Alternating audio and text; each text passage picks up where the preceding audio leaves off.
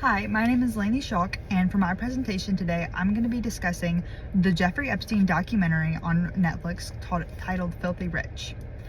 Jeffrey Epstein was a very, very rich man, and this documentary kind of opened up about his life and all the things that he's done to women, all the things that he's done in general to other wealthy people. He definitely became into the socialite very fast. He did drop out of college, and he lied on a bunch of college applications, saying he went to schools like Harvard and very Ivy League type schools, and said that he graduated from there, and no one really checked. No one really questioned him because he's a very smooth talker. When he did get a job as a money manager for billionaires at a firm that was later found out that they were actually stealing money from all of these people.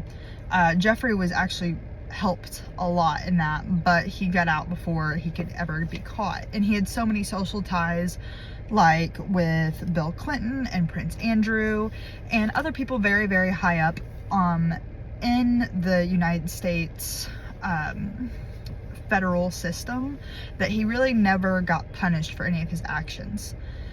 He eventually became very, very rich and a billionaire. He did money manager for people like Lex Wessner. Him and his girlfriend, Ghislaine Maxwell, who was more of a business partner, they sexually abused minors. And they used his ties to Lex Wessner to get a few people by saying, "Oh, would you like to model for me for Victoria's Secret?" He was in the system. He could, he had ties to get them to be models. So he would take underage girls to his and of age girls to hotels and have them completely undress, and so he could see how they would look in the bathing suits and in the lingerie. He would later tie his hands like around their waists and like pull them in and then sexually abuse them. He did this to dozens of underage girls and of age girls. Some of those women include Courtney Wild, Virginia Roberts, Sarah Ransom, Annie Farmer, her sister Maria Farmer, Lisa Phillips, and Shauna Rivera. There are so many more to this story. That is just the tip of the iceberg. Later in 2005, he was first arrested for sexually abusing a 14-year-old. He would also have, and this is whenever stories from dozens of girls would come out, is that people like Ghislaine Maxwell would come around saying, "Oh, you need a little extra money.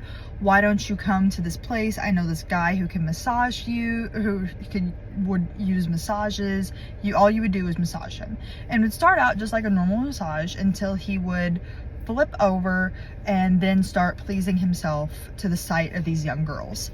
And then he would say, "Why don't you come back next time and I'll give you and your friend $200 if you bring a friend." So then they would bring a friend, and then those people would bring more people, and then so it eventually became a whole sex trafficking ring, because he would also have wealthy people like Prince Andrew and Bill Clinton and all these other people come to his house as well. Now, Bill Clinton never claims that he has never had sexual intercourse or been around underage girls in this type of way. Prince Andrew also denies these actions, but he is seen pictured with underage girls at Jeffrey's Island in the Virgin Islands. And he says he has no recollection of any of these acts happening ever. But with pool boys and maintenance workers around the islands have said that they have seen Prince Andrew with underage girls topless, grinding all over him. Most of these girls were brainwashed by Ghislaine and Epstein and told that this is the best that they're ever gonna get, and they have ties to everything, and they will never be able to escape him because he knows everyone and he knows everything. He was arrested in 2005 and placed in jail for 13 months, but the jail that he was placed in was not really jail. He was able to come and go basically as he pleased on work, but he would be leaving the office or leaving his cell and going to work, and then coming back to his cell after 12 hours. Then after the 13 months, he was placed on house arrest, and it comes to find out that actually he was doing as he pleased, going everywhere he wanted, getting on jets all the time, and wasn't actually obeying his house arrests probation.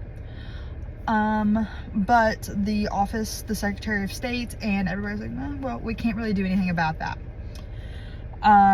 Because he had so many ties that it kind of just got pushed under the rug. Then in 2019, in 2019, he comes to find out that he actually did do all of these things, and even more. And there was a search of his townhouse in New York, and they found child pornography. He would also employ a bunch of these 18-year-olds, 19-year-olds, and so on to do all these sexual acts for him, and they didn't feel like they could leave either because he was paying for their colleges. That was where they lived. He controlled their whole lives, and so they didn't have a way to flee. He was later placed in prison in 2019, and then on the day before his trial, he tied a bed sheet around his neck in federal prison and hung himself. Coincidentally, the cameras stopped working and all the guards fell asleep. Therefore, there were no justice for the dozens of women who were sexually abused by him. His own brother did not believe that it was a suicide and hired someone else to do another autopsy.